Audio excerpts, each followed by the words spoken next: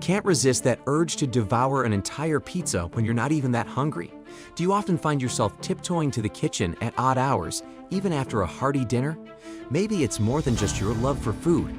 In today's video, we dive deep into binge eating disorder, or BED, and discuss the 7 signs that might suggest you're dealing with this silent troublemaker. Stick around, this might be the video you didn't know you needed. Hello there, we're going to dig into a topic that's often hidden in the darkest corners of our lives, binge eating disorder. This could be the information that changes your life or someone else's. As we go on this journey, I have a question.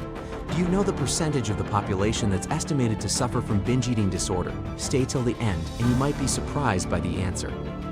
All right, ready? Let's go. Number 1, eating large amounts of food rapidly. We have all had days when we were so hungry we could eat a horse, right? You might remember a time when you arrived home late from work, exhausted, famished, and the only thing on your mind was to eat as quickly as possible. Or maybe a day when you were so engrossed in a project or a good book, you skipped meals and then ended up devouring dinner like there was no tomorrow.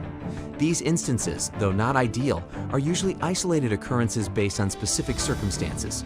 However, in the context of binge eating disorder, these episodes become the norm rather than the exception. Imagine this, you just had dinner, a perfectly satisfying meal. You're not hungry, yet you find yourself mindlessly reaching for a bag of chips, and before you know it, the bag is empty. The act of eating rapidly, even when you're not hungry, goes beyond simple overeating. It's about consuming large amounts of food in a short time, almost as if you're in a race. A race against what, you might ask? It's as if you're trying to outrun your own satiety signals. Before we go deeper, it's crucial to understand satiety. Simply put, satiety is your body's way of telling you you have had enough to eat. It's a sense of feeling comfortably full and satisfied. This feeling is regulated by a complex system involving hormones like ghrelin and leptin that send signals between your gut and your brain. When you eat rapidly, especially large amounts of food, your body doesn't have the time to process these signals. The result? You eat way past your body's actual needs. Eating large amounts of food rapidly turns into a vicious cycle for individuals with BED. Because they eat quickly, they tend to consume a lot of calories before their body realizes it's full. By the time the brain receives the satiety signal, they've often consumed more food than their body needs, leading to feelings of extreme fullness and discomfort. This overeating often causes feelings of guilt or shame, but ironically, these same negative emotions can trigger another episode of binge eating, perpetuating the cycle. So, why do people with BED eat rapidly? The reasons behind the rapid consumption of food in BED can be multifaceted and often extend beyond physical hunger. Emotional triggers are common culprits. Many people with BED use food as a coping mechanism for dealing with difficult emotions or stressful situations. They might start eating rapidly and in large amounts as a way to distract themselves from their feelings, and because they are focused on eating, they might ignore their body's fullness cues.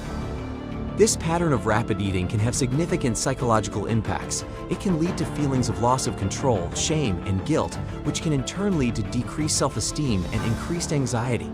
It's a tough battle, and it's more than just eating too quickly. Number 2, eating until uncomfortably full is a hallmark sign of binge eating disorder.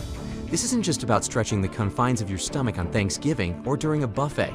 This is an ingrained behavior that takes place even in everyday settings, where the act of eating doesn't cease at satisfaction but continues into the territory of physical discomfort. Imagine feeling so full that it's hard to move or even breathe properly. It's the sort of fullness that brings with it not just discomfort but even pain. If you are habitually pushing your body to these limits, this could be a manifestation of BED. Interestingly, it's not about the food. It's not about satisfying a physical hunger, but a complex interplay of psychological factors that propels the individual to keep eating. They're not responding to their body's cues of satiety. Instead, they're attempting to fill a different kind of void. It could be emotional distress, stress, anxiety, or even boredom. The consumption of food goes beyond its biological purpose of nourishment. It starts serving as a maladaptive coping mechanism that ultimately inflicts physical discomfort. The consequence is a sense of losing control over your eating habits. Imagine the scenario, you're done with your meal, but then you see a jar of cookies. Even though you're already full, you find yourself reaching for them. One cookie turns into two into four, and before you know it, you've eaten the whole jar, making you uncomfortably full. You unbutton your jeans because your stomach feels like it's going to burst. But rather than bringing satisfaction, this eating episode leaves you ridden with guilt, shame, and a looming sense of regret. If this scenario is something you frequently encounter, it's a significant red flag that you might be dealing with BED. Remember, it's important to seek professional help to address this issue and know that recovery is entirely possible. Remember to hit the like button if you're finding this video helpful so far, and subscribe for more insightful videos. Don't forget to check out the description box for useful resources. There's a wealth of information waiting for you. Moving on to number 3, eating alone or in secret. One of the most distressing signs of binge eating disorder is a marked shift in eating behavior, specifically a growing tendency to eat alone or in secret. The social and shared aspect of meals gets replaced by an uncomfortable solitude. But why does this happen? It's often driven by a deep sense of shame or embarrassment over the quantity of food consumed. If you're experiencing this, you might find yourself eating separately from your loved ones, waiting for them to leave, or even going to the extent of creating secretive eating rituals to avoid detection. This could be anything from late-night kitchen visits to even stashing food in unlikely places around your home or workplace. The secrecy extends beyond just the act of eating. Have you found yourself hiding empty food containers or packaging so that others won't know the extent of your consumption? Perhaps you've even started purchasing food from different stores to avoid the judgmental glance of your usual cashier. The guilt associated with these behaviors compounds the issue, creating a vicious cycle of overeating and then attempting to conceal the evidence. This isn't about that one-off late-night ice cream tub. We're talking about an ongoing pattern that leaves you with a constant undercurrent of anxiety, guilt, and distress. The emotional impact of this clandestine behavior is profound and far-reaching. As the secrecy intensifies, so does the isolation. Binge eating disorder, like many mental health issues, thrives in solitude. It's not merely about eating lots, it's about the emotional turmoil that accompanies it, a profound sense of loneliness, shame, and self-loathing. But acknowledging this is the first significant step towards seeking help. Remember, there's no need to shoulder this burden alone. If you find yourself veering towards these behaviors, it may be time to reach out to a mental health professional who can help you navigate through this challenging journey with understanding, compassion, and care. Number 4, feeling distressed, ashamed, or guilty after overeating. When we talk about feeling distressed, ashamed, or guilty after overeating, we're delving into the emotional aftermath that trails the act of eating. Eating isn't just a physical process, it's deeply intertwined with our emotions and mental state. For most people, food is a source of pleasure and nourishment. They might sometimes overindulge, like having an extra slice of cake at a party, and later think, maybe I didn't need that. But this thought is fleeting and doesn't leave a significant emotional impact. However, if you're dealing with BED, the scenario is starkly different. Overeating is followed by an intense wave of negative emotions. This emotional distress is a signal that the relationship with food has gone beyond the realm of physical hunger and satiety. Feelings of shame and guilt are particularly common, and they're much more profound than the casual regret of a dietary indulgence. For individuals with BED, these emotions can be all-consuming and deeply disruptive to their mental peace.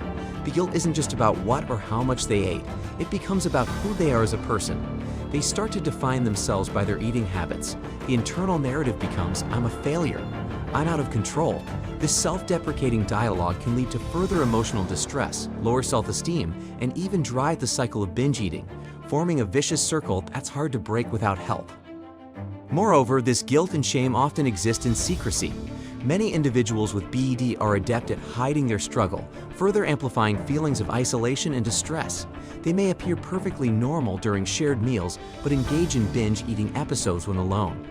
The constant effort to hide their eating habits adds another layer of emotional distress, resulting in a damaging cycle of binging and guilt.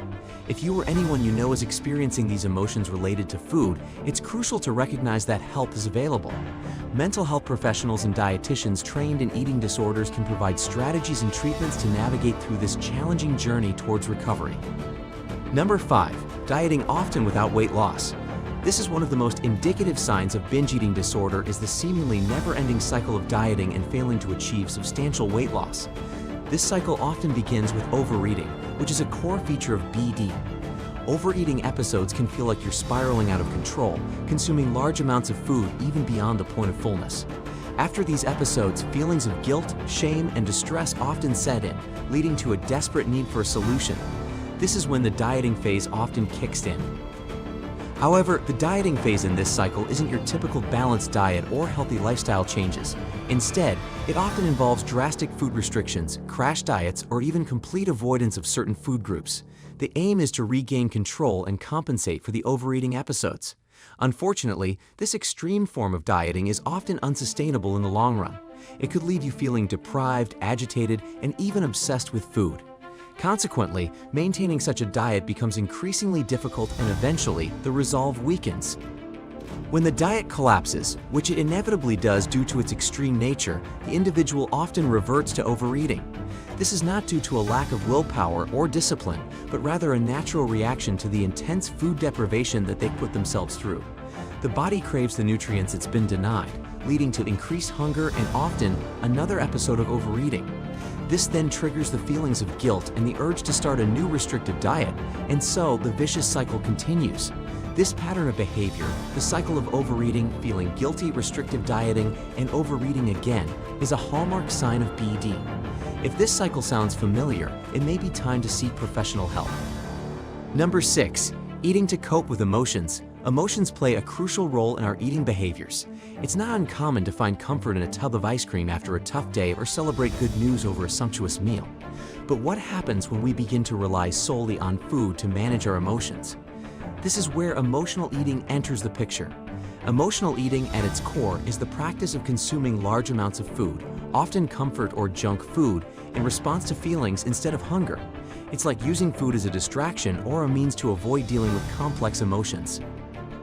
If emotional eating becomes a habitual solution to deal with stress, sadness, or even boredom, it might be indicative of BED. Unlike other eating disorders, BED isn't about having an unhealthy preoccupation with body image or weight. Rather, it's characterized by regular episodes of eating excessively within a short period, driven by an inability to control one's eating habits when dealing with emotional issues. The cycle usually involves eating beyond comfort to suppress or soothe negative feelings, followed by waves of guilt, shame, and distress, which can, in turn, trigger another binge episode. Recognizing emotional eating and its connection to BED is the first step in addressing the issue. It's essential to identify the emotions that trigger binge episodes and learn healthier ways to cope. This could involve finding alternative stress relief methods like exercise, meditation, or therapy. Cognitive behavioral therapy, for example, is a common treatment for BED that helps individuals understand the triggers and develop better coping strategies. Remember, overcoming BED is not about dieting or willpower, but about managing emotions and developing a healthier relationship with food. Number 7. Eating large amounts of food even when you're not physically hungry. It is more common than you might think, and it's a significant red flag for binge eating disorder. It's a peculiar phenomenon, isn't it? You just had dinner, you're not hungry, but you find yourself in the kitchen, standing in front of the open fridge, digging into leftovers, or pulling out that tub of ice cream. This kind of eating has little to do with physical hunger. It's more about emotional hunger or filling a void. The complexity lies in the fact that food is not being consumed for its primary purpose, to nourish the body. Instead, it's being used as a tool to deal with boredom, stress, sadness, or even happiness. It's not uncommon to find yourself eating mindlessly while watching television, even though you had dinner just an hour ago. The issue is not so much the act of eating, but the inability to stop even when your body is signaling that it's had enough. This disconnect between body and mind is a fundamental characteristic of binge eating disorder. Understanding this is the first step toward making a change. If you recognize this behavior in yourself, it's essential to seek professional help. A qualified healthcare provider or therapist can guide you in addressing the underlying emotional triggers for your eating habits and help you to develop healthier coping mechanisms. Remember, the goal isn't to demonize food or eating, but to bring back balance and listen to your body's signals. With the right help and support, it's entirely possible to break free from the control of food and rediscover the joy of eating. So these are the 7 signs of binge eating disorder. It's an often misunderstood and underdiagnosed condition, but understanding these signs can be your first step towards seeking help. If any of these signs resonate with you or remind you of someone you know, don't hesitate to reach out for professional help. And as for our trivia, a staggering 2.8% of the population is estimated to struggle with BED. That's millions of people globally. See, you are not alone. Thank you for investing your time in this video. If it was helpful, give it a thumbs up, share it with someone who might need this information, and don't forget to subscribe for more enlightening health content. As we part ways, remember to check out our other videos for more insights. Until then, be patient with yourself and remember, health is a journey, not a race.